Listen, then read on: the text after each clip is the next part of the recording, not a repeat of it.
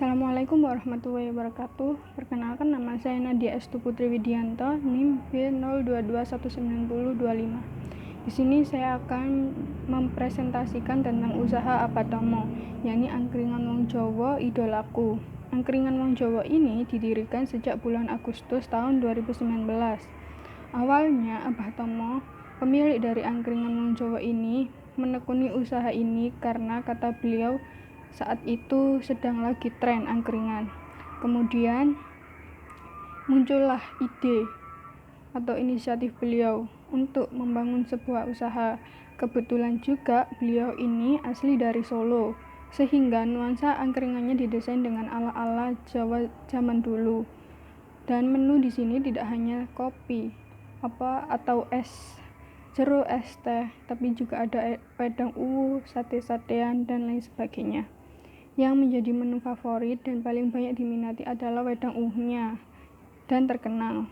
Alat-alat beliau pun yang beliau gunakan juga tidak seperti angkringan lainnya. Meskipun tempatnya tidak terlalu besar dan sangat nyaman untuk dibuat bersantai, ngopi, kumpul-kumpul, rapat. Dulunya angkringan ini tidak ramai seperti sekarang.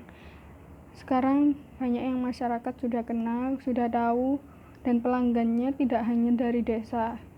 Ada dari berbagai kalangan, dari berbagai tempat lainnya.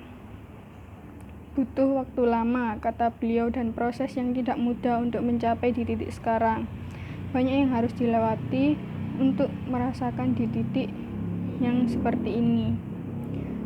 Abatomo tidak hanya mempunyai usaha angkringan, beliau juga dulunya itu pembuat jamu dan dititipkan di toko-toko, dan sekarang alhamdulillah sudah laris dan memiliki usaha angkringan wong Jawa ini. Angkringan Abatomo ini merupakan salah satu bisnis yang bergerak dalam bidang usaha jasa makanan dan minuman yang berada di Dusun Sidomukti, Desa Kraton, Kecamatan Krian, Kabupaten Sidoarjo. Ini merupakan salah satu usaha yang dirintis oleh Abatomo.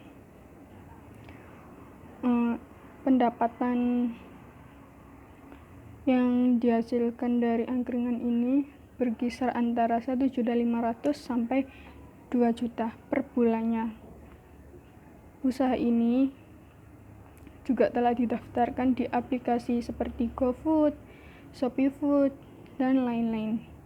Selain itu, hasil keuntungannya beliau peroleh dapat digunakan untuk berbagai hal lain.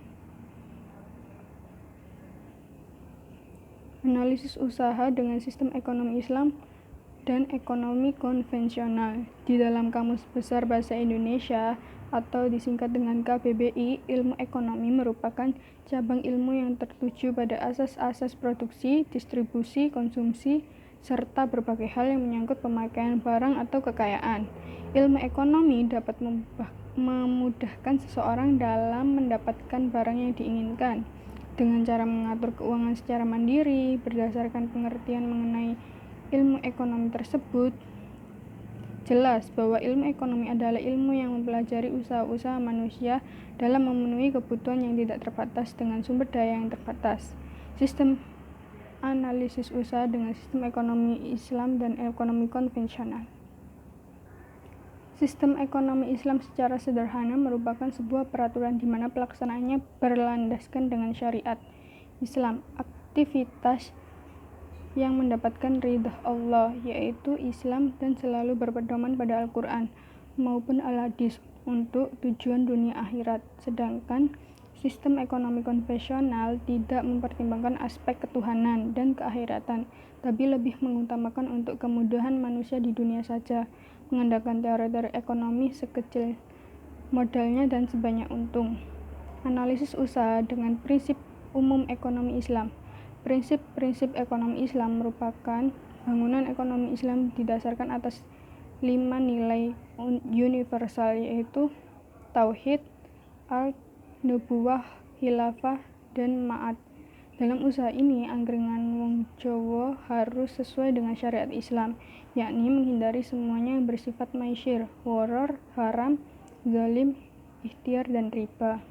Dan yang terpenting pada usaha ini adalah kejujuran. Kalaupun menemukan konsumen yang tidak jujur, Abah Tama menganggap bahwa itu bukan rezekinya. Analisis usaha dengan konsep teori permintaan dan penawaran. Permintaan adalah banyaknya jumlah barang yang diminta pada suatu pasar tertentu dengan tingkat harga tertentu pada tingkat pendapatan tertentu. Sedangkan penawaran dapat didefinisikan yaitu banyaknya barang yang ditawarkan oleh penjual pada suatu pasar tertentu, pada periode tertentu, dan pada tingkat harga tertentu. Dalam analisis materi ini, banyak permintaan konsumen makanan atau minuman dengan harga yang murah. Sedangkan penawaran terjadi ketika terdapat angkringan baru dengan menjual menu makanan dan minuman yang sama dengan harga yang lebih murah. Namun, Abah Tama tidak khawatir dengan persaingan tersebut. Analisis usaha dengan elastisitas. Yang dimaksud dengan elastisitas adalah pengaruh perubahan harga terhadap jumlah barang yang diminta atau yang ditawarkan. Apa yang dimaksud dengan elastisitas adalah pengaruh perubahan harga pada jual item yang diminta atau ditawarkan. Analisis usaha dengan teori perilaku konsumen. Teori perilaku konsumen adalah studi yang mempelajari tindakan seseorang pada suatu produk, layanan, merek, atau perusahaan. Proses pengambilan keputusan untuk menghabiskan uang, waktu, dan kekuatan pelanggan juga menjadi bagian dari penelitian. Sekian, terima kasih. Mohon maaf apabila ada salah kata. Wassalamualaikum warahmatullahi wabarakatuh.